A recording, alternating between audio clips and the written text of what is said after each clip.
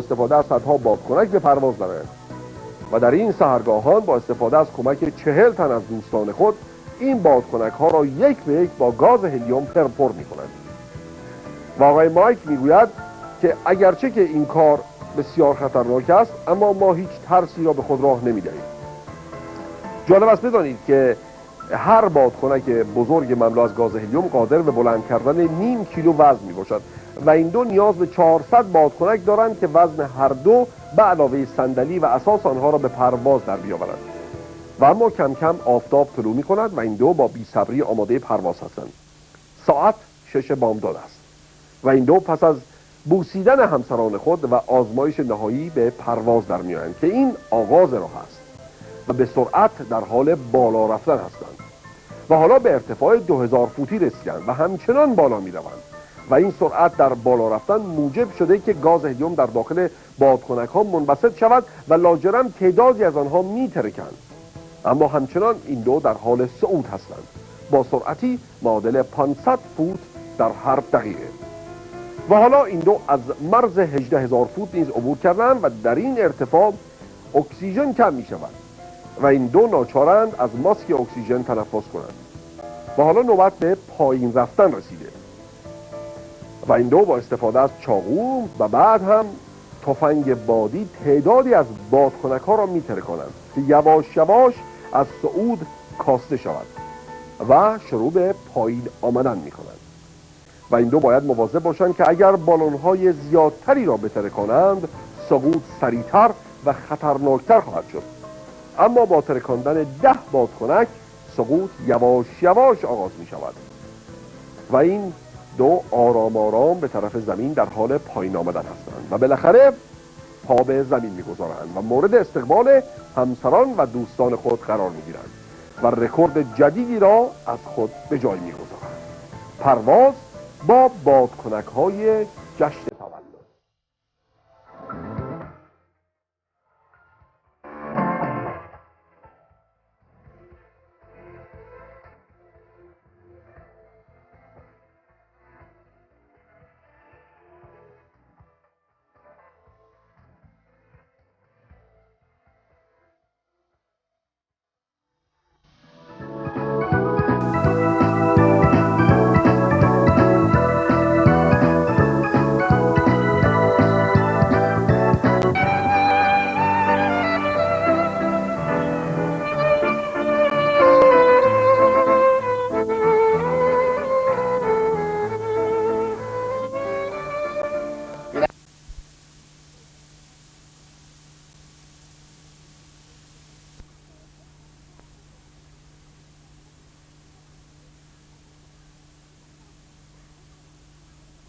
Continue. But again, in the Gulf War, it was much more full of bravado. We will win, we have won everywhere, this is, you know, the Allies are doing nothing. Here he's acknowledging that they're moving forward. He said as they leave the desert behind them, so he's acknowledging that they're moving forward, and but he's saying that they're still putting up heroic resistance. And indeed, there has been significant resistance. But he is confident of victory.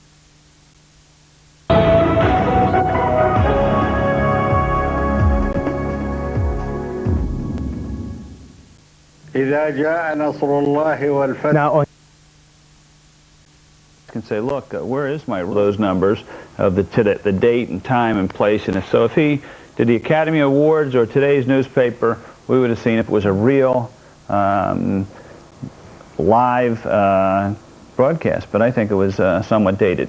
Colonel Hunt, I want to bring you back in. If we look at these pictures, which are purportedly Saddam Hussein, raises in my mind the question, the attack Wednesday on that bunker in Baghdad, defense officials told us that they had pictures which showed people being pulled from that bunker, including Saddam Hussein, who was injured on a stretcher. Now, he doesn't look like he's been injured in this videotape, so how do you sort of match the two up?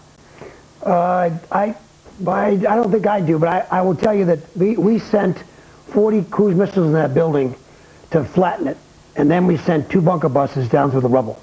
So if there's anything in that build, I'm sorry, I'm breaking away, but this one was the first night.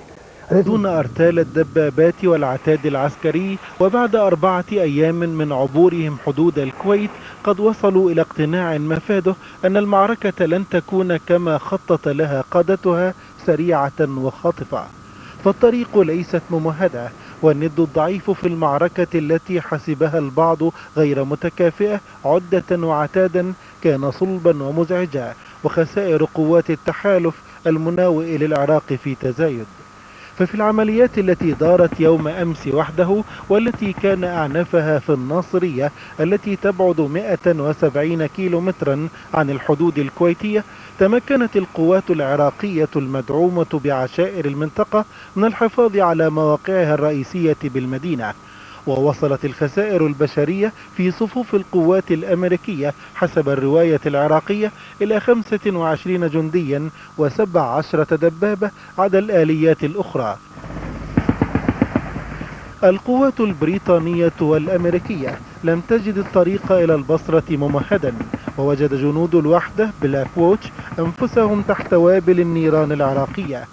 وعززت المقاومة العراقية مواقعها في المدينة باستخدام الأسلحة الرشاشة ومدافع المورتر في مواجهة آلة الحرب الحديثة.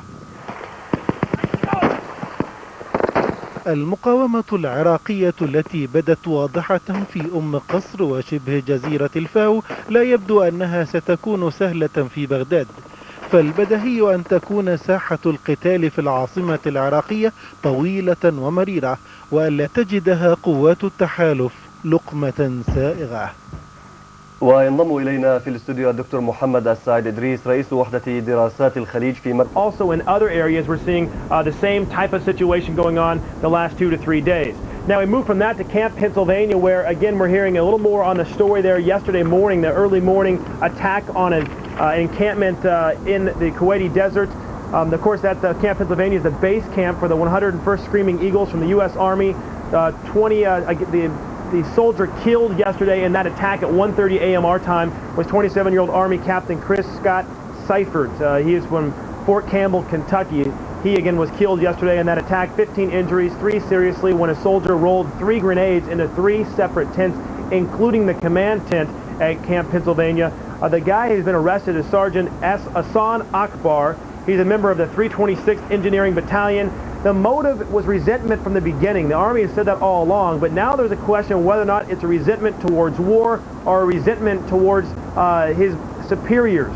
Now, again, that's still being determined by the Army. They're going back and forth on that, trying to decide whether or not it's resentment towards his superiors because he was told he was being left behind, or because the fact, indeed, a war is gone and he's a recent convert to Islam.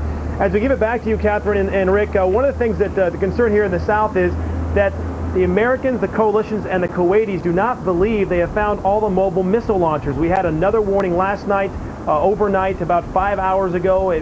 We have not yet determined whether or not that was indeed a missile. They'll get to that, hopefully get that information to us in the next few hours. But until those mobile launchers are indeed secured or attacked or Iraqis are fighting back with determination and guerrilla tactics. The resistance has slowed the coalition troops as they head towards Baghdad. Military experts and allied commanders expect the Iraqi capital to be the toughest battle of the war. It's thought the capital is defended by Saddam Hussein's most loyal and well-equipped troops. American and British military leaders have admitted they need a more cautious strategy on the battlefield. The Prime Minister of Iraq's neighbour Jordan on Sunday denied reports that it was lending covert military support to the United States. As a pro-Western Arab country, Jordan is having to tread a fine line in this conflict, and Prime Minister Ali Abu al-Ragheb says that means falling short of being party to the war.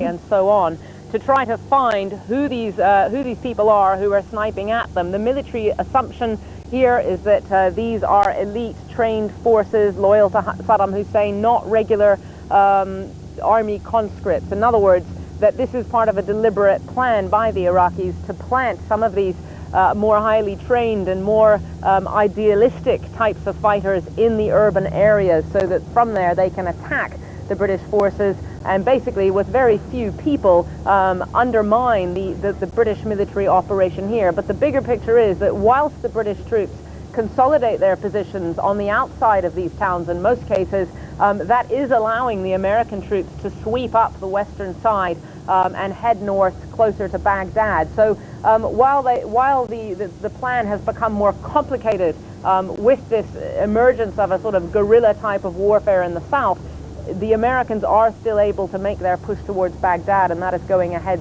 successfully in their view. Are you able to tell us what's happening for the battle for Ghasr, which, as I understand it, lies within sight of the Kuwaiti border? I mean, has that been secured or not by coalition forces?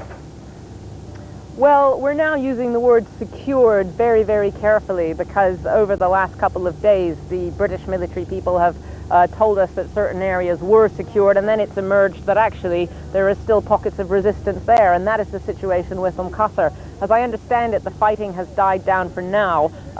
Certainly the British are holding both the old and the new port, but the residential and industrial areas of the town appear to still have pockets of resistance within them. Also this morning, the British paratroopers came under fire in the Rumaila oil fields, highly strategic oil fields in the south of Iraq. Yesterday, we had been told that these oil fields were completely secure. So the word secure should no longer be taken to mean that the whole area is completely benign. It is now clear that where the British troops are stationed, almost across the board, there are elements of resistance. And are you able to tell us anything about these 2 British soldiers who are missing?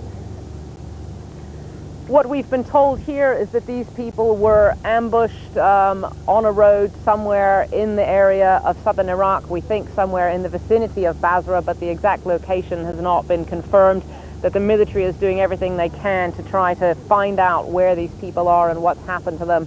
The families have been informed, and we are waiting for further news about details of what has happened to these men.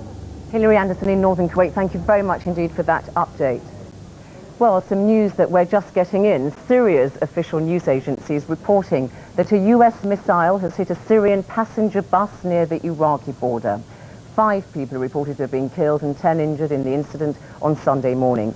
The news agency says the bus was carrying Syrians fleeing the war in Iraq. There was no immediate comment from the US on the attack. And any country, we're meeting what we predicted. We will take care of it. We're professionals, we have the capability, we have the firepower. Nothing will stop us.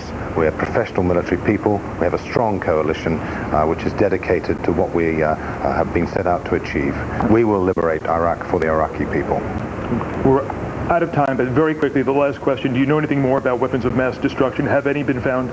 Only the open source reporting I've heard from the media, that there's a possibility that a site has been found. Obviously, we need to get our specialists there, and if we do find anything of interest, then we need an independent source to look at this to clarify exactly what is there. Obviously, that will come to you as and when, if we find anything. Thank you very much. That's Captain Al Lockwood. Thank you for your time, as always, the Royal Air Force British spokesman. And I should let you know very quickly, Catherine, that later today we expect that there will be a briefing by U.S. officials here at Central Command, but no precise time has yet been decided upon. That's the latest from Doha. Back to you in New York. Thanks a lot, David. The captain having the same take as our military panel here, that statement by Saddam Hussein appears to have been taped. In Iraq leads to Allied forces to search a small town. One of those embedded correspondents, Clive Myrie, was right along with the Alpha Company as they move in on the town to investigate. Take a look. Okay, mate, happy days. Let's go. Members of Alpha Company secure their hold of the area around vital oil installations in southern Iraq. At roadblocks, every mode of transport is checked. There are reports Saddam Hussein loyalists have been offering money to local people for weapons to fight the coalition army. Okay, what else have we got there? It's not a crap, another weapon, lads, don't worry. I haven't checked the back yet, Tony. Then a stroke of luck. One man who's been stopped offers up information about the position of enemy forces in the nearby town of Al-Four. Stand up. Right. Come on, no cameras there. Right. He's taken away for further questioning. Handcuffed to give the impression to other Iraqis he's being led away against his will. This guy here needs to be taken into your position. A few hours later, we're on the move with Alpha Company into the town of Al-Faw, acting on the tip-offs from the informant. We've been told a hardcore element of Saddam Hussein supporters based in the local Ba'ath Party headquarters could cause problems. Soon enough, gunshots ring out and we take cover. It takes a while to pinpoint exactly where the shots are coming from. We're slowly being sucked into a street fight. It seems the gunfire has been coming from the police station down here, and there are reports of gunmen positioned on some of the rooftops. This is the kind of urban warfare no Marine wants to fight. Gradually we get closer to the gunmen, who've been moving locations, using the surrounding built-up residential area for cover. They now have snipers on the rooftops. But it's time to take action. The gunmen have been firing at us all day, so US Marines call in air support. Roger, I'd like to go ahead and establish KCBP when the Cobra... Within a few minutes, A-10 tank busters fly just 200 feet above us, trying to scare the enemy into surrender.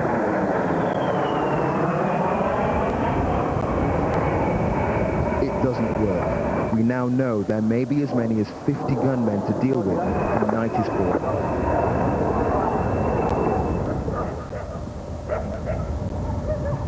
On a rooftop overlooking the Ba'ath Party headquarters, Alpha Company have come up with a plan to storm the building. We've come on this task now and clear through this town, and it's our job to clear this position. We haven't seen any movement as yet, but the building is fully defended. Oh, sorry, it's fully sandbagged up, so I presume there could be possible people in there. What we're going to do is basically mallet it and put as much firepower into it as can. Just before 9 p.m, the order's given, and we watch everything from across the street. Engage, everybody! Get a fucking...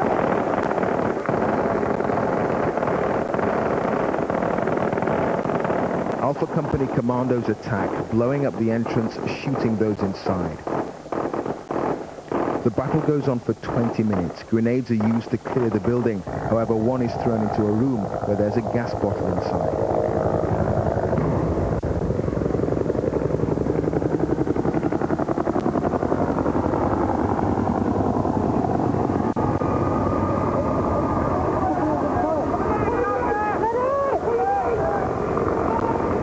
A Marine is in trouble. Colleagues douse the flames. 2 others have been burned, only 1 seriously. 6 Iraqis were in the building at the time, now all dead. Coalition forces have dealt a huge blow to the resistance movement in this part of Iraq. Clive Myrie in southern Iraq. All right, and we're going to show you some pictures right now from Germany. Showing it to you is because we're expecting the arrival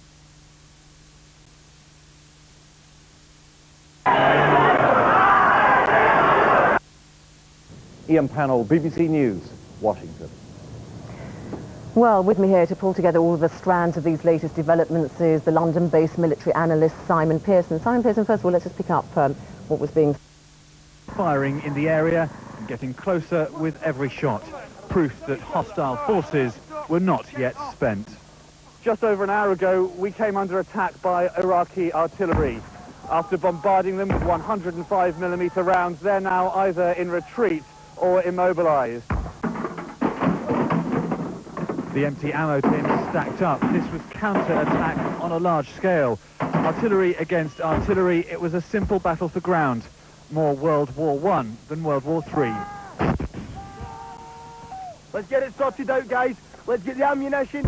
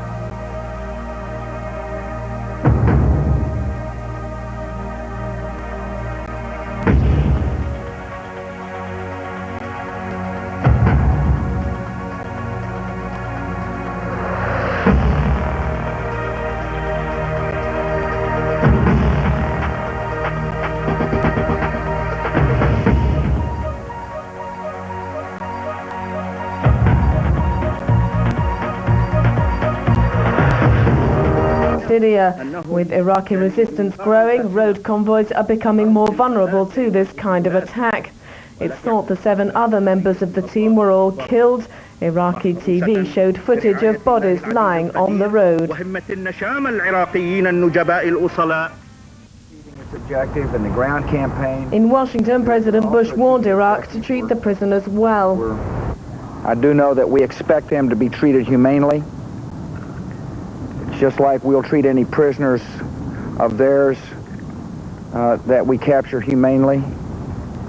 I think it's an interesting contrast that a lot of their soldiers welcome American troops. They're surrendering gleefully, happily, and they'll be treated well. American fears are misfounded, according to Iraqi Defense Minister Sultan Hashim Ahmed. As for prisoners of war, we have values and principles even before the Geneva Convention, which of course we will abide by, he said. Our principles, our values and our religion make us treat prisoners of war as they should be treated, as human beings. Several Americans were killed. US forces say they may have found a huge chemical weapons factory near the Iraqi city of Najaf. That's yet to be confirmed, but what is clear from Sunday is that after 3 days of successes and minimal casualties, US and British forces got a rude awakening yesterday and a foretaste of what may await them in Baghdad. The toughest fighting on Sunday was in the town of Nasiriyah. There was also fierce Iraqi resistance in the southern city of Basra. US and British tanks rumbled onto the southern city of Basra on Sunday, meeting fierce resistance from Iraqi soldiers fighting to keep them out. According to reports on the ground, coalition forces are dealing with pockets of resistance in the city. One military official has said that 30 Iraqi soldiers were holding out in one part of Basra. Chris, on top we've got a Wild Eagle mission coming in to have a look in depth. Yes. Have you got it yet? No. While there is no confirmation on casualties, Iraq's information minister has said that 3 US soldiers and 77 Iraqi civilians have been killed in fighting. British defence sources have said that the US is keen not to get bogged down in Basra and wants to move coalition forces on for an attack on Baghdad on Monday or Tuesday night.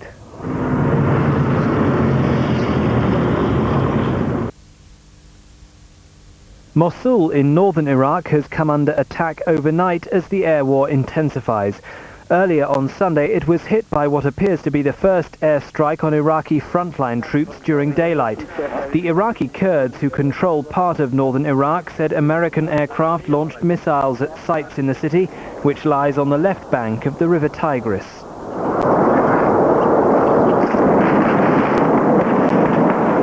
A senior member of the Democratic Party of Kurdistan said the bombardment had damaged one of Iraqi President Saddam Hussein's palaces. Mosul is close to the front line with the Kurdish-held part of the country, and Kurdish guerrillas have agreed to fight the Iraqis under American command.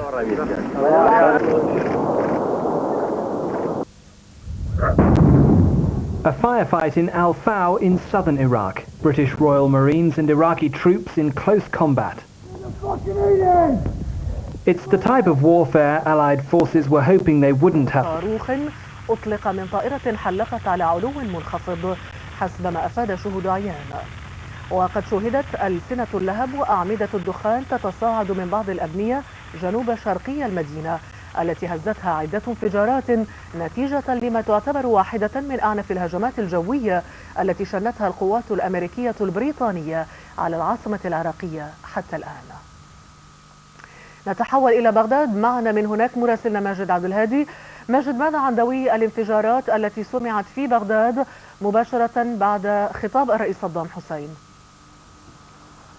الانفجارات الأخيرة خديجة لم تكن في قلب أو وسط العاصمة بغداد، يبدو أنها كانت على أحد أطراف العاصمة، وحسب المراقبين هنا حسب المواطنين العراقيين فإن المرجح هي أن هذه الانفجارات وقعت في شمال بغداد وربما في منطقة التاجي حيث تقع المنشآت الصناعية العراقية، حيث يقع عدد كبير من المنشآت الصناعية العراقية التي كانت هدفا لعمل southern Baghdad, and they are here to basically lay traps to ambush these convoys as they head up towards Baghdad. Now, it seems that they are doing so with some success at the moment.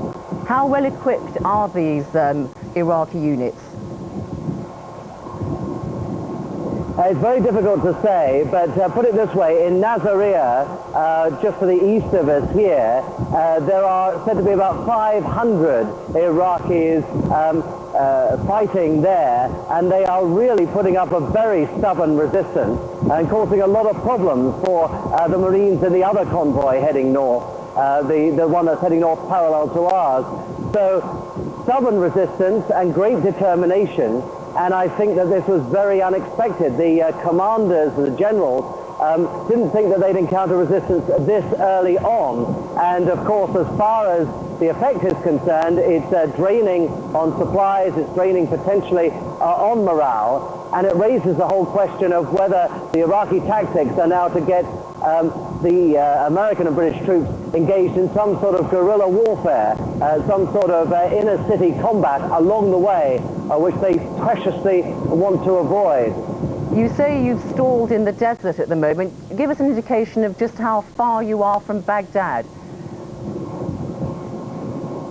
Well, I would say we're about, put it this way, 200 miles or so from the border with Kuwait, the southern border. So you can make your own deductions on that. I'm, for operational reasons, not able to give a more precise location than that. But we had expected to be further and sooner. And our progress, as I say, has been stalled. And I would have thought that would be a major concern for the commanders and generals. Our correspondent David Willis traveling with US Marines in الجانب النفسي يعني في تعثر نفسي في هذه الحرب على المستويين. المستوى الأول هو مستوى وقوع الإعلام الحربي الأمريكي في مشكلة الكذب وانكشاف مشكلة الكذب، بمعنى أنه واضح أنه منطق تقليدي أكثر من اللازم، لأن يعني الولايات المتحدة بكل يعني ما هو معروف عنها من أكبر دولة متقدمة في العالم تجاهلت بديهية أساسية، وهو أن هناك حاجة يعني اختراع معروف ومتداول اسمه التلفزيون، وفي اسمها كاميرات التلفزيون بتنقل الوقائع وتنقل الحقائق. فمسألة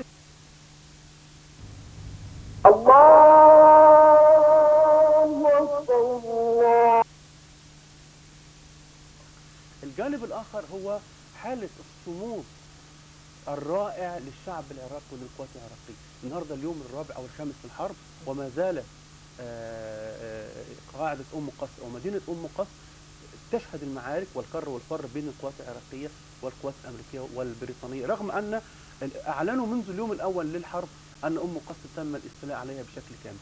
هذه المقاومة وهذه الروح البطولية العالية يعني عملت رد فعل عكسي عند القوات الأمريكية، وأعتقد أن الجند الأمريكي الآن والجند البريطاني الآن في المعركة مهزوز، غير واثق من نفسه.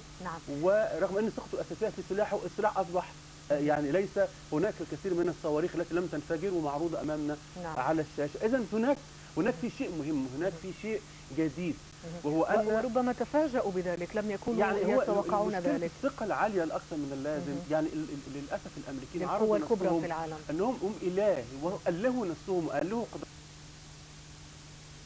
inspectors to rebuild things so they're harder to find, and then a long time to prepare for the MOV.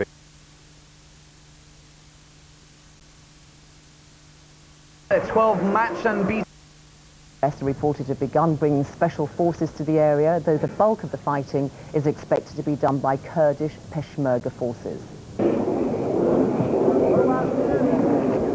A massive American missile strike, this time not directed at Iraqi regime targets, but at a few hundred Islamic militants in the remote mountains of northeast Iraq. This was the result, nearly 60 people killed. None of these victims were from the targeted group, the Ansar al-Islam. These were members of another Islamic faction, the Qamala, which controls adjacent territory and has links with the Ansar.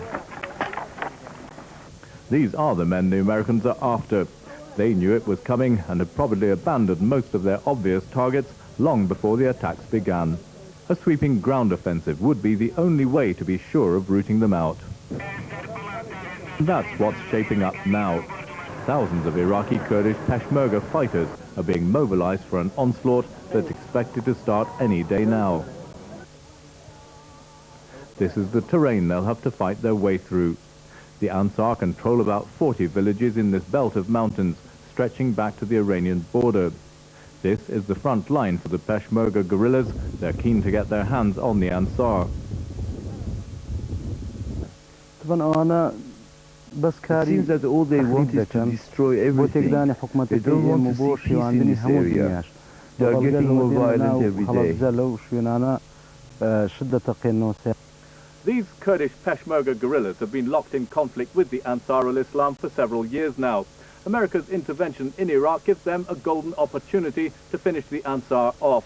That suits America too, because one of the main reasons it's given for coming in here is to put an end to terrorism. The Ansar are blamed for a string of outrages, most recently this suicide car bomb on Saturday, in which an Australian cameraman was among 5 who died. Kurdish leaders have no qualms about seeking American help to wipe out the Ansar. Some special forces, of course air attack, missile attack, any kind of support needed to eradicate this terrorist group. American special forces are believed to have begun arriving at airports like this in the Kurdish-controlled zone. Their movements are being kept secret, but several hundred may take part in the campaign against the Ansar. The bulk of the fighting, though, will be done by the Kurdish Peshmergas. They're resting up now, but they know it won't be for long. Jim Muir, BBC News at Anab in northeast Iraq. Well, let's go to the Iraqi capital, Baghdad, now and talk to our correspondent there, Raghi Omar. Raghi, just give us an update on what is going on. Any strikes still continuing or what? There have been intermittent strikes, Zainab, but not of an intense nature. We've heard some loud explosions, again carrying through the day. It happened during the night as well. One very powerful explosion in the center of the city against what seemed to be a government target, but on the whole, fairly intermittent. The main thing, of course, that has been the focus today has been a statement, a speech by the Iraqi leader Saddam Hussein, televised on state television. First of all, there was no doubt in my mind, and this is my personal assessment, that was him, the Iraqi leader. His voice is very distinctive, so I'm sure that was President Saddam Hussein. It was a very defiant speech, and also it carried a lot of detail from the military progress of this war, a current detail that someone who, that could only have been gotten in the last sort of 24 hours or so. But essentially, he said that Iraq remained defiant. It was engaging the enemy. He said that everyone, the Americans and the British, would have been utterly surprised by the resistance putting up by Iraqis who were defending their homeland, and that they were just beginning to get a taste of what they had let themselves in for. He said that there had been 45 military martyrs amongst the Iraqis, Iraqi forces, and he named some of the commanders who he said had been martyred. But I think that what we should see from this speech, first of all, is not only just defiance, but certainly a belief and a real sense of confidence amongst the Iraqis that whilst these battles are going on in Qasr, in Basra, in Najaf, in Nasiriyah, that whatever the engagements on the outskirts, in the deserts, and in the strategic areas around these main points, the battle when it came to the main urban centers was going to be a very different affair. And can you tell us anything more about the pictures which Iraqi TV has been carrying in the past few minutes of this US helicopter that's been grounded? In the last few minutes, I mean, Iraqi state television has been showing pictures of what it says is a downed Apache helicopter. We do know that Apache helicopters were used in attacks on targets in and around Baghdad. The sources obviously coming from British and American military sources saying that the Apaches were used to attack Republican Guard divisions around Baghdad. Now, I'm not sure exactly where these pictures are said to have come from, whether it is on the outskirts of Baghdad, but obviously we're waiting to get our own confirmation, perhaps to be able to go and see this plane. But certainly the Iraqi Vice President Taha Yassin Ramadan yesterday, about exactly 24 hours ago, promised that Iraqi state television would be showing pictures of American casualties and also destruction of American armor. I've just heard another loud explosion in about a seeming to come from the outskirts of the city, but he did say that Iraqi state television would be showing damage inflicted to American and British forces. This may be, of course, the latest example. We've seen the pictures, of course, of the American prisoners of war and the American dead shown by Iraqi state television extensively. And I think that there will continue to be footage like this as of when Iraqi forces engage British and American troops and get pictures of what they say is casualties and damage to American armor and helicopters. Thank you, Omar. For now, thank you very much for that update from Baghdad. Now, you're watching BBC World. Let's find out what impact the developments in the war against Iraq are having on the international business news with Jane Sinclair. Jane. Thanks so much. And the markets are very concerned about the developments over the weekend. So let's... They say rocked the whole region.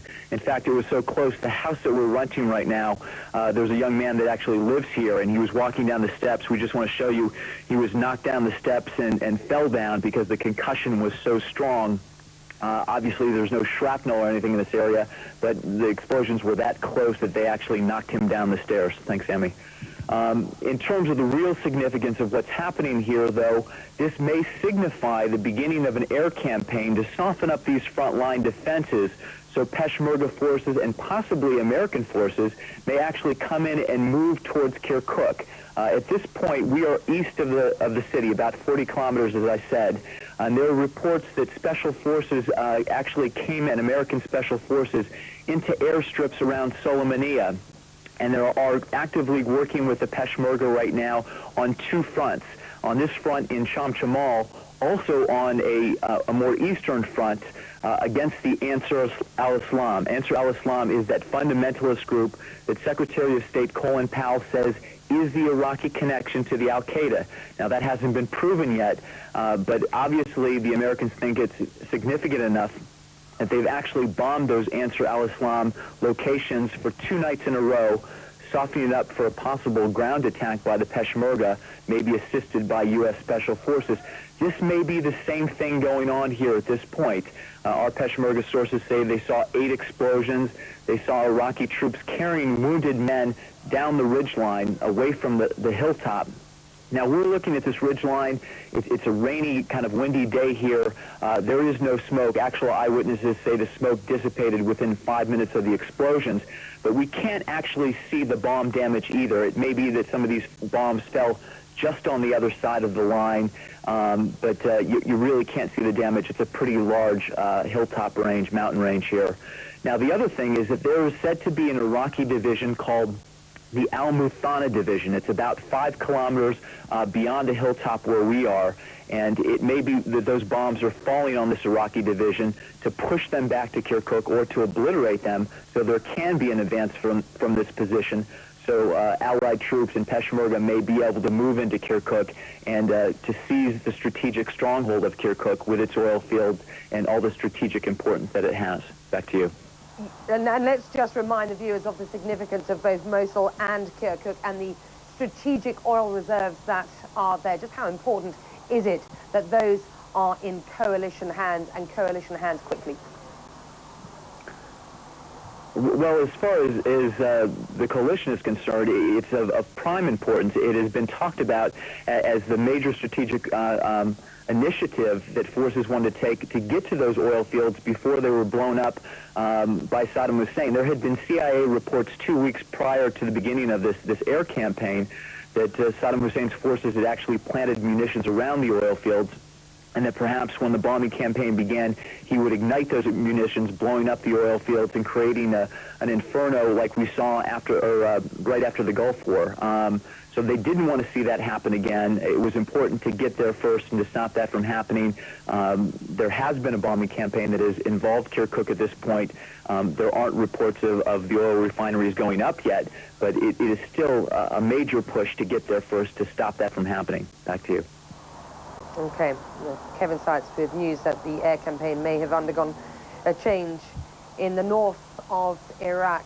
News just coming into CNN Center in the last half an hour or so. Iraqi TV showing pictures of what they are calling a downed enemy helicopter, reportedly some 50 miles south of Baghdad. CNN's Chris Plant is following developments. He's at the Pentagon and he joins us now with the latest. Chris. Hi, Becky. That's right. We're actually getting no official word from the Pentagon here. The officials that we've been able to find thus far are seeing this tape for the first time as they see it on CNN's air, and this is when they are becoming aware of it. So we're getting no official word at this point. However, as we understand it, this helicopter is a U.S. Army helicopter, the Apache Longbow. It's the most advanced attack helicopter in the U.S. military inventory. And according to what has been reported, it is down approximately 50 miles from Baghdad. From the tape that we have seen, this is Iraqi television tape, it appears that, at least from what we've seen, again, there's no physical damage. There are no bullet holes. It doesn't appear to be riddled or to have been hit with a surface-to-air missile or a rocket-propelled grenade. It appears to be quite intact from the views that we've seen from the front end, from the side of the tail section. I don't believe that the tape shows the right side of the helicopter, so it's possible that there is damage. Helicopters are, on some level, even these combat attack helicopters are, to some extent, sensitive pieces of equipment. If they are damaged, the turbine engines are damaged, the helicopter will go down relatively quickly, unlike, say, a jet fighter, where if one engine is damaged, the other will keep them going. This is a type of aircraft that can go down with relative ease, quite honestly, if it's hit. Pardon me. The tape that we've seen shows a helicopter that doesn't appear also to have hit the ground very hard. The undercarriage doesn't appear to be collapsed. Based on these initial indications, it seems likely that perhaps the helicopter suffered a mechanical problem of some kind. It still has some of its air-to-ground missiles mounted on the racks on the sides of the helicopter, and the two helmets belonging to the two crew members also sitting there. Now, this, on the face of it, may indicate that the pilots survived the landing and may have been scooped up already by search and rescue elements, Army helicopters or Air Force Special Operations combat search and rescue helicopters.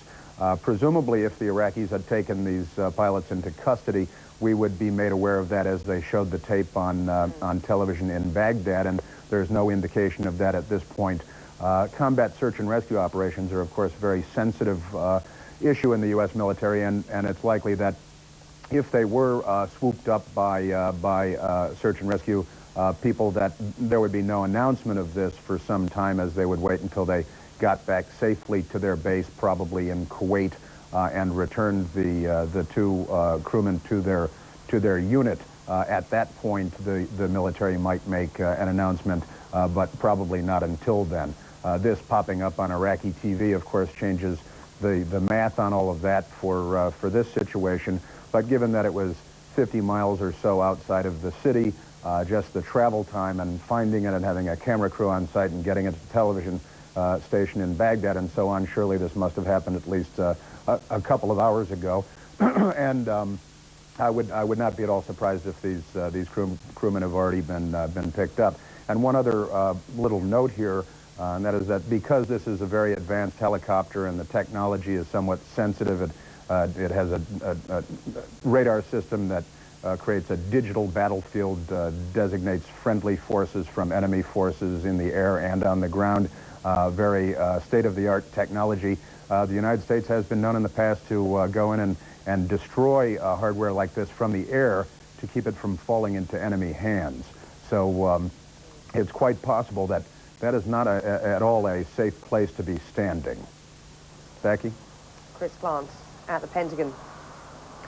Let's check the latest developments in the war in Iraq. Iraqi TV has broadcast pictures of what it says is a U.S. Apache helicopter down some 80 kilometers south of Baghdad near Kabbalah.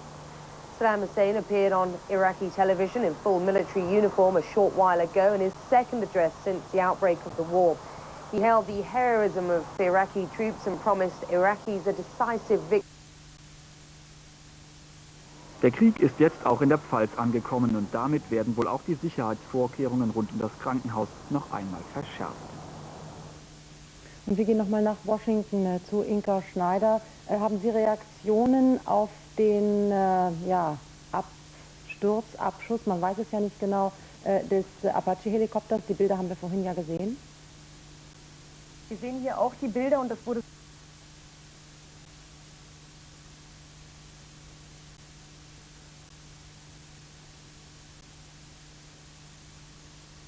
Según la inteligencia británica, Saddam habría podido resultar herido en los primeros ataques, mientras la ofensiva terrestre avanza hacia Bagdad y ha encontrado una fortísima resistencia. Increíble y divertida y romántica, todo al mismo tiempo. Y ella es la mejor en eso. Es como un grano en el trasero, pero ciertamente es la mejor.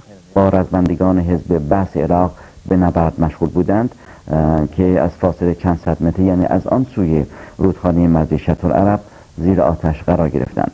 سخنگوی تکاوران گفت که یک توپ ضد هوایی ایران همچنین به سوی یک جت آمریکایی شلیک کرد ولی تیراندازی غیر دقیق بود و به نیروهای مختلف آسیبی نرسید. اشاره میکنیم ارتش ایران قبلا هشدار داده بود که چنانچه حریم هوایی کشور به وسیله هواپیمای آمریکایی و انگلیسی نقض شود، از خود واکنش لازم را نشان خواهد داد. عبدالواحد موسوی داری وزیر کشور گفت سربازان ما در مرزها در حال آماده باش کامل به سر میبرند. آنان چنانچه ببینند حریم هوایی ایران در کمترین حد نقض بشود، قطعا از خود واکنش نشان خواهند داد. در همین حال سخنگوی وزارت کشور روز گذشته گفت موشکی که در محوطه پتروشیمی در آبادان بر زمین فرود آمد و 3 ایرانی را زخمی کرد به وسیله یک هواپیمای آمریکایی یا انگلیسی شلیک شده بود. اما موسوی داری همچنین گفت که دست کم یکی از موشک‌های شلیک شده به قلمرو ایران در طول چند روز اخیر ساخت عراق بوده است و نه غرب. او افزود که وزارت خارجه کاردار سفارت عراق در تهران را فراخوانده تا به او اعتراض کند. مواد خام لازم را برای تولید واکسن جهت استفاده در مورد پناهندگان عراقی که به ایران خواهند آمد از ایالات متحده و روسیه به دست آورد.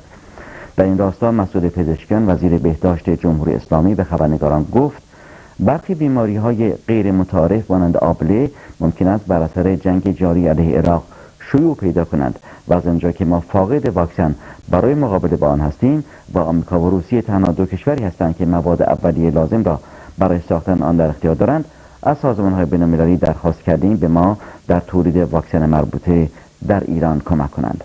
ایران می‌گوید که مرزهای خود با عراق را بسته است و فقط به پناهندگانی که ممکن است جانشان در خطر باشد اجازه داده خواهد شد به اردوگاه‌های برپا شده وارد شوند. تاکنون 10 اردوگاه در مناطق مرزی ایران و عراق برای پناه دادن به پناهندگان عراقی برپا شده است. 59 در جریان این مراسم مخالفان و هواداران جنگ تظاهراتی در خارج از ساختمان برپا کردند که شاید از خود مراسم دیدنی تر بود. هنرپیشگان حاضر در مراسم نیز طرز فکر و روحیه مردم آمریکا را به نمایش گذاشتند. می‌رویم به داخل سالن مراسم برگزاری اسکار و بقیه رو با صدای اصلی گوش می‌کنیم. Michael Moore wasn't about to let this opportunity go begging. Michael Moore and Michael Donovan. We live in a time where we have a man sending us to war for fictitious reasons, whether it's the fictitious of duct tape or the fictitious of Orange Alert. We are against this war, Mr. Bush. Shame on you. And any time you've got the Pope and the 66 against you, your time is up. Thank you very much. Fellow Oscar winner Pedro Almodovar also made a point calling for peace. I also want to dedicate this award to all the people that are raising their voices in favor of peace respect of human rights, democracy, and international legality, all of which are essential qualities to live. Occupied Warsaw. You know, my experiences in making this film made me very aware of the sadness and the dehumanization of people at times of war. And whomever you believe in, if it's God or Allah, may He watch over you, and let's pray for a peaceful and swift resolution. One landed in the Persian Gulf. Iraqi forces continue to use civilian clothing and vehicles to avoid getting into direct conflict with U.S. forces. Finally, I have 5 videos for you today. The first video is of an F-16 that was directed by AWACS to do time-sensitive targeting against vehicles in support of ground forces west of H-2 airfield. The pilot released a GBU on the vehicle, and the vehicle was destroyed. The second video is of an F-16 dropping precision-guided munitions on a tank west of Karbala.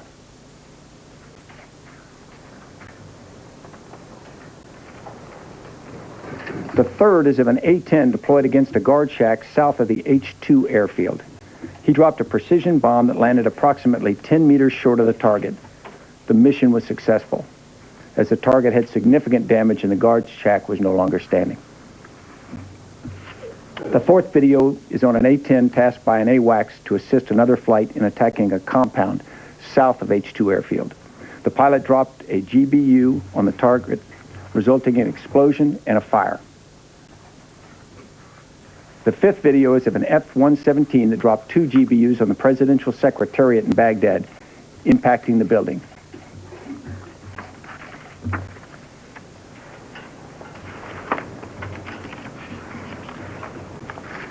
Charlie. Green. General, you said that I believe you said that nothing was targeted in the Shahab district today. Do you have any evidence whether anything might have landed in the Shahab district? And CENTCOM now says that 9 surface-to-surface missile sites were attacked in downtown Baghdad today, and those sites, some of those sites, when they are residential homes. Number one, do you know for a fact that nothing landed in the Shahab district, and were any of those missile sites in the Shahab district that were attacked? Sir, we know for a fact that something landed in the Shahab district, but we don't know for a fact whether it was U.S. or Iraqi. And we can't make any assumption on either at this point. We do know that we did not target anything in the vicinity of the Shahab district. How big is the Shahab district? Could we ask? Approximately. Don't know. Don't know. But your question brings up a point that we've made before and will make again. And just a sign of the brutality of this regime and a sign of how little they care about civilians, that they put military assets close to civilians, in and around and near civilians, deliberately putting their lives at risk. Can you give us some idea how far away was the neighborhood that where you did target those missiles? No, ma'am, we can't discuss the location of other targets. You can't say whether it was near there or not near there. It just says the missiles were 300 feet from homes that you were targeting. Surface-to-surface missile launchers were 300 feet from homes. Now, is this the same strike as the market? So there were other targets and we within did not Baghdad. have a strike on the market. Not near there. Correct. Correct. Let's do Carl, and then we'll move back. Tori, there's a report from an embed with the BBC that a number of Iraqi tanks and armored vehicles have broken out of Basra and headed south. Do you have any information on that? Any indication of where they might be headed? I do not. I've seen the reports of it, or correction, I've seen chyrons to that effect, and I asked a couple of people. I've seen those reports as well. We wouldn't confirm their movements, but we watch wherever they go, sir. Okay, how threatening could that be? What is the prime target down that area? I know there are coalition forces down there. Well, sir, we're moving to the north, so we certainly don't want to discuss that in detail. What we would say is where they want to come and we have to fight, that's what we'll do. Tori, could I ask you and General both to elaborate a little on some of the stuff you talked about in the opening statement about the tactics the Iraqis are using, being in the hospital, using Red Cross vehicles, etc. How many of these things, General, are unprecedented, or do they happen in every war? And what consequences are there for the Iraqis, and what consequences are there for our forces? Do our forces have to change their tactics? Have they? And should the Iraqis be considered war criminals for doing this? I mean, what's all this mean? Let me start, and you can you can and should talk about a pattern of behavior. A pattern of behavior by this regime that clearly could not care less about people's lives. And this month is the 15th anniversary of the attack on Halabja, in which he killed thousands and thousands and thousands of his own people using chemicals against them. We know they have used torture and oppression as a policy, as a matter of policy, and huge bureaucracy put behind it. And just recently, we have seen some absolutely unbelievable examples of how little they care about civilians and how little they value life, taking these people that we're trying to figure out what we should call them. I know some people have referred to these special military that Saddam Hussein uses as paramilitary, which I don't like using. It sounds too positive in some way. But these people have done extraordinary things which go outside all laws and norms, which just go to the brutality of the regime, and they are considered war crimes. And people that we can find and hold, they will be treated as such. It's just extraordinary. Now, in terms, I'll just make one point about our general strategy. It is not changing the strategy. It is not changing the overall game plan. One of the aspects of the overall game plan, the strategy, was to be able to adapt and adjust as appropriate depending on what the enemy does. But is it changing tactics? Well, that's an interesting question, sir. I think one of the things that our soldiers are remembering is we are there to liberate the people of Iraq. And because we've got what we consider a very, very noble purpose in this case, the tactics and techniques and procedures won't change, although that's what I really think that these elements are trying to do. They're trying to get an overreaction from coalition forces so that we'll fire on people who are trying to surrender. We won't change our rules of engagement, and I don't think we'll change the nature of our soldiers to charge them. They'll be careful. No, wait, no, I'm Charlie. Rick would follow up. Don't these things always happen in wars, though? There are people with far more experience than mine, but I don't think we've seen them to the level and the extent that we have seen the Iraqi regime use. It's pretty extraordinary. Tom? General, can you talk about what's being done to secure the supply lines and also to root out the Fedayeen? We're being told that elements of the 3rd ID and the Marines are being either pulled back or diverted for those jobs. So I'm not aware of any specific units being pulled back. Normally, doctrinally, when a force moves and it gets an extended supply line like this, it uses a combination of techniques. One is force protection by individual movements, either convoys or small elements. They force protect themselves. They're in constant communication so that they can call air power or artillery to support them as well.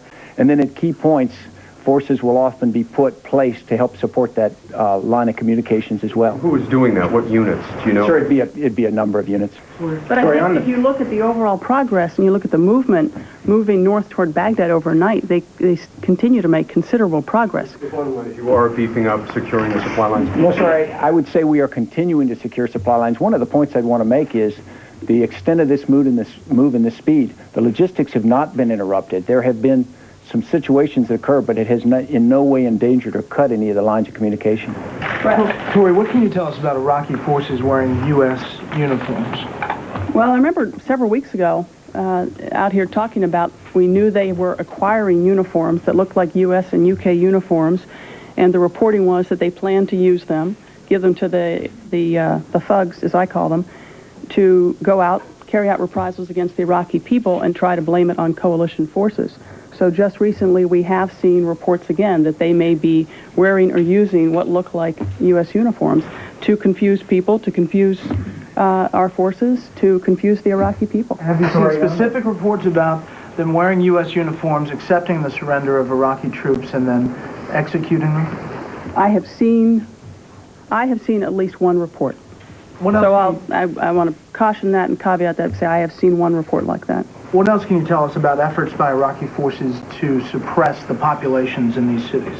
I've seen some, right from the reporting of your colleagues who are embedded, that there seemed to be some evidence of them, for instance, putting civilians between the coalition forces and the Iraqi military. I have seen some reporting from your colleagues that suggests they turned fire on their own people. So we've seen it. It's awful. It's horrible. I don't know why people are surprised or why you wouldn't think they might do that. Jim Anya. General, will you have to go into the cities in the South to root these people out? And is that what you intended to do all along? Sir, at some point, obviously, all of the elements have to be dealt with. As we continue to move forth, the first and primary objective clearly is to overturn the regime. And I believe that when the regime, in fact, is taken down, the motivation and the support for many of these elements will stop, and therefore they will become less motivated and less effective. There aren't a huge number of them. If, in fact, elements have got to go in to do that, they can do that over time. But there's no plan to do that now. The focus will be on Baghdad. So I wouldn't discuss General Frank's, specific plans right now, but clearly at some point they'll be addressed. Does the administration have a policy of not releasing the numbers of American casualties? And if it does, why? Absolutely not. We release the numbers and the information that we have. In many instances, it's hard to get to ground truth. But I think two things. I think if you look at this embedding program, which is providing some incredibly full and complete and robust coverage, I think that's a good sign of how firmly committed we are to letting the American people and others know what is going on in these military operations, the good, the bad, and the in-between. When we have information about casualties, including civilian casualties, and we have some ground truth to it, we bring it forward. You've seen evidence of that in the last few days. The CENTCOM briefer said this morning that it is a policy not to release the numbers of American dead and wounded. How many American soldiers have been killed and how many have been wounded up to We've had 24 killed, and I believe we've had 19 wounded. Is that right, Brian? 19 categorized as hostile deaths. Is that KIA, or does that include the accidents, the vehicle accidents, that kind? We have numbers on killed, and we have some numbers on wounded, and we will provide what we can.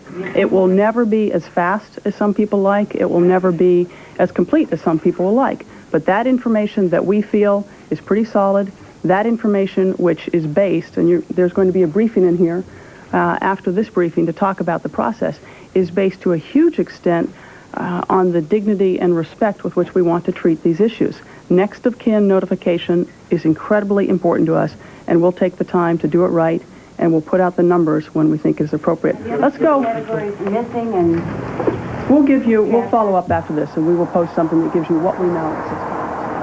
All right, into a wasteland by what one eyewitness described as at least one massive explosion. All this in a poor, ordinary area which must have thought it would escape the worst of this war.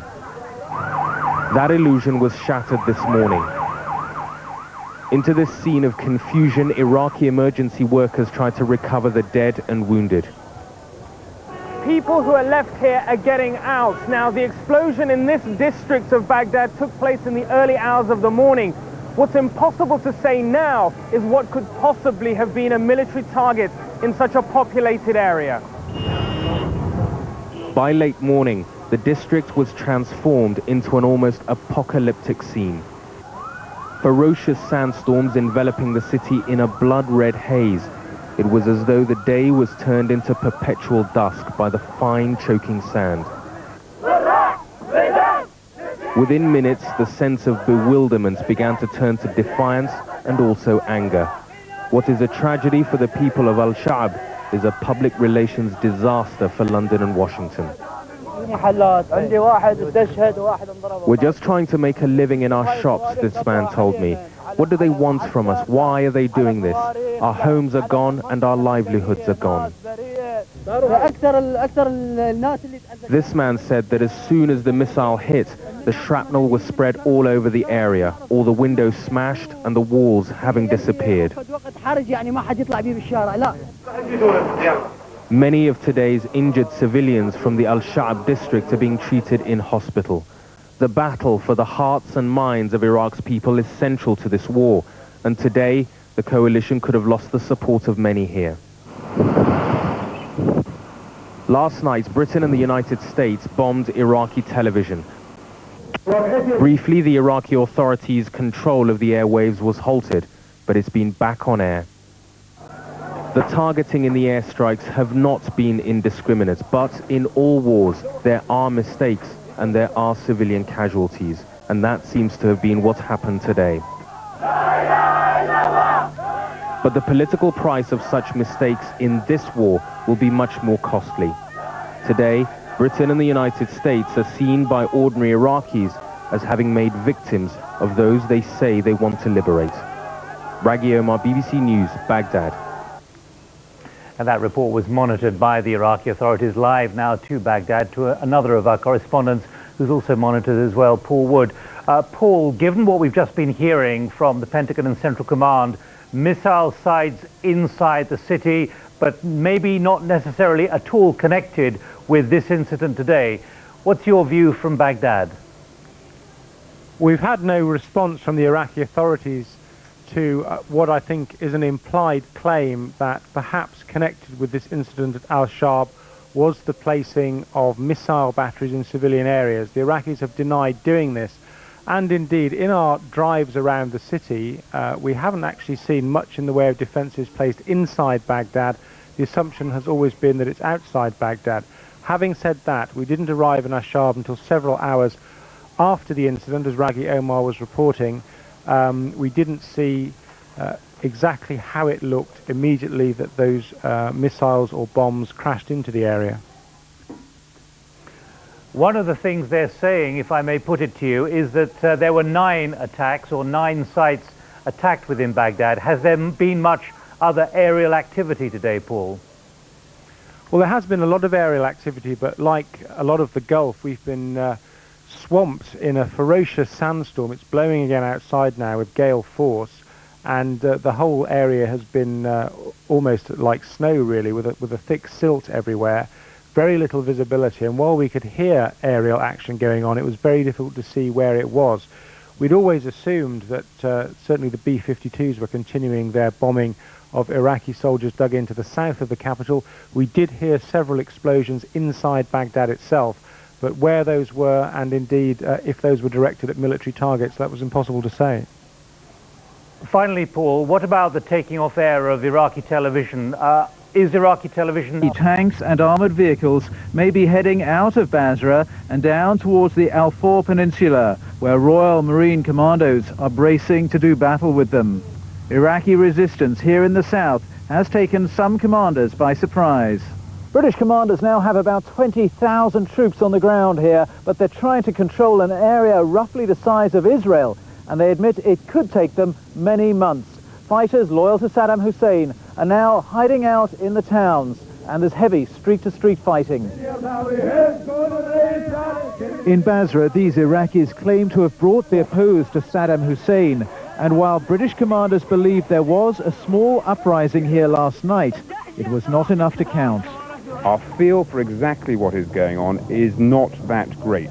There were reports yesterday from one of our forward battle groups that there may be something happening, but it's very unclear, very indistinct, and I think we've just got to take the next few days to encourage this uprising, because that is what we need. The British are hoping that the million people inside Basra will rise up and seize their city from Saddam Hussein. But if they don't, these soldiers may be sent in to do it for them. Ben Brown, BBC News, near Basra in southern Iraq. Well, as Colonel Chris Vernon said a moment ago in that report, it still remains a very confusing situation in so many ways. Let's try and pull together some of the threads. Here's David Shukman. Today, as we've seen, there was carnage there. The Iraqis say it was 2 cruise missiles. If that's true, these are exactly the scenes the coalition does not want. And one Allied commander is hinting that somehow the Iraqis may have been behind it.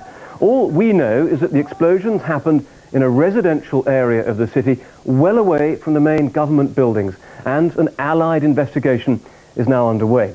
But there is, of course, a wider war beyond Baghdad. Some of the heaviest fighting has been around the central Iraqi town of Nasiriyah. Now, you can see in this satellite picture how the town is on the Euphrates River just there. Now, American Marines have been fighting for control of this bridge, crucial for the supply route north to Baghdad. Now, our correspondent, Andrew North, is there. The area around Nasiriyah in southern Iraq remains extremely volatile. For a 4th straight day, fighting is continuing in the town, with US Marines coming under regular small arms fire, mainly by what they describe as Iraqi irregulars. But during the day, Iraqi forces have also used artillery. and anti-aircraft guns against US helicopter gunships. I'm outside Nasiriyah at the moment, but even here, the security situation is tense. Drew North. Now, another key objective is securing the oil fields, and near Basra, that task seems done. British paratroopers were involved in that. Now they've got other targets. Jeremy Cook is with them.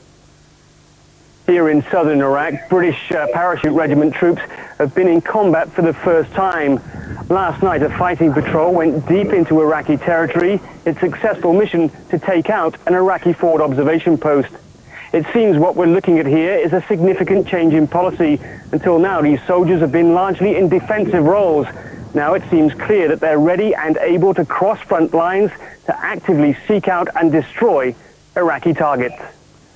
Now, what about the so-called Northern Front? Well, there have been airstrikes against the Iraqi army near Kirkuk and other cities, and attacks on the militant group Ansar al-Islam. So there is a new front line, and Jim Muir explains what's happening. Up here in the north, there's been action on two separate fronts. American jets have been hitting Iraqi army positions over to the west here and over to the east. Positions held by the Ansar al-Islam have also been hit by bombs and missiles. No sign of a ground offensive yet, but that's shaping up against the Ansar. For the northern front against the Iraqi government, that remains to be seen. Now, we're getting reports that an American supply convoy has been attacked. There are no more details. Also, more American troops are on their way to the Gulf. This could be a long haul. David Shookman there with details. Now, let me just update you on what's happening. We believe now that there is a convoy of between 70 and 120 tanks and armored vehicles which have broken out for some reason from Basra, not heading back towards Baghdad, but further southeast towards the head of the Arabian Gulf, which is where there are a lot of British-led Marines and other coalition forces. We have no more details at the moment, and at the same time, after that missile in Baghdad, it's still unclear whether it was caused by the Americans. They've confirmed they were targeting 9 sites in Baghdad with missiles today, which they say were surface-to-surface launcher sites, missile launcher sites, some of which were less than 90 meters from residential areas. But they are not prepared yet to make any connection between the site where at least 14 people were killed and many more injured and the missile targeting which they did. We await to clarify that. That's the position from here in Qatar. David, back to you in London. Thanks very much. An update of our main stories at just after half past the hour. The United States says it was targeting missile launchers near a residential area in Baghdad at the time when at least 14 Iraqi civilians were killed. Iraq claims that 2 cruise missiles hit shops and apartments in the suburb. US spokesmen say they were targeting 9 Iraqi surface-to-surface missiles and launchers. They say most of the missiles were positioned less than 300 feet from homes. 30 people are also reported wounded. But the Pentagon is making no direct link between its targeting of missiles and what happened in the incident in which those 14 people were killed. Now to the unfolding story in the south of Iraq, and the British military is reporting that between 70 and 120 Iraqi vehicles are apparently on their way to the Al-Faw Peninsula from Basra. They're under fire from coalition forces. British commandos are in position along the route. Aircraft have been sent up. The reason for the Iraqi movement southeast from Basra remains unclear. Crowds of people have been scrambling for food and water from the aid convoys which are beginning to arrive in Iraqi border towns. But now one small convoy of humanitarian aid has made its way over the border into southern Iraq. Our correspondent Valerie Jones, who travelled with the convoy, has this report. 3 aid trucks from the Kuwaiti Red Crescent Society have come across the border to Iraq. And as they drove in, people came running from the nearby town of Safwan. We can't get the vehicles forward. We need to press and move off the road so we can bring the vehicles forward. The aim was to hand out food and water to the local people, but chaos has ensued. The crowd have surged around the trucks, and as the doors were open, they scrambled inside, throwing the boxes out while others grabbed at the contents. We're surrounded here by British and American troops. One British officer said to me they were keeping back to watch what was happening because the mood of the crowd has been uncertain. Some have been chanting support for Saddam Hussein. And this chaos certainly isn't what the Kuwaiti Red Crescent Society would have wanted. Russia has dismissed as unreal any moves by the United States and Britain to portray their intervention in Iraq as a triumphal liberation involving minimal casualties. The Foreign Minister, Igor Ivanov, was reporting to Russia's upper house of parliament on the Iraq crisis. He said Russia would insist on an immediate halt to the war in Iraq at the UN Security Council session. The meeting was called by Arab and non-aligned nations who are demanding an end to the war in Iraq. The European Parliament has held a lively discussion on Iraq before a vote on Thursday attempting to find a unified voice on the subject.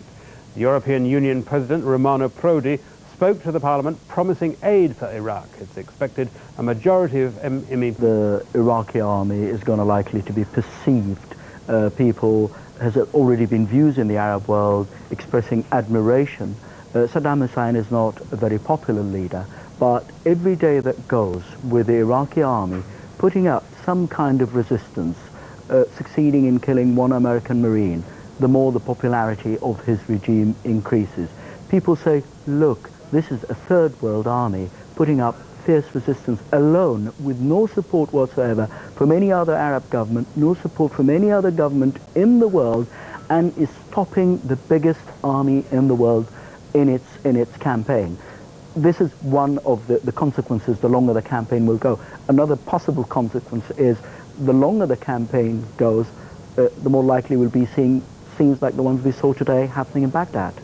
So there's a mixture between, you seem to be saying, support for the underdog allied to Arab nationalism, this affront to Arab dignity of the US-led coalition.